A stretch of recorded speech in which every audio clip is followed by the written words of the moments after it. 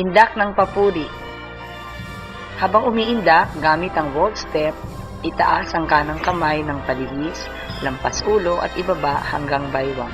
Gawin ito ng 8 beses. Ang indak na ito ay pagbibigay puri sa mahal na poong Santo Niño.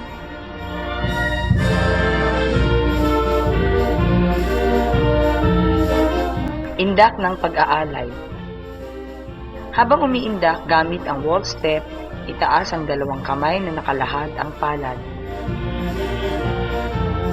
Ang indak na ito ay pag-aalay ng ating panalangin sa Niño Jesus.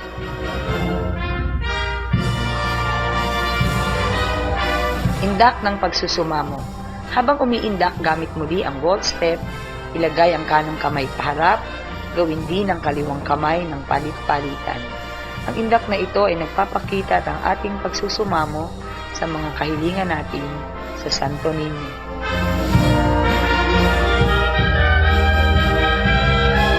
Indak ng pagbibigay galang. Ihakbang ang kanang paa sa gilid pakanan, habang paluhod naman ang kaliwang paa. Ang kanang kamay ay itaas ng pagilid hanggang balikat na nakatuob ang mga palad. Gawin din ito pakaliwa. Ulitin uli ng parehong kamay na nakataas, habang ang kanang paa ang inihahakbang pakanan.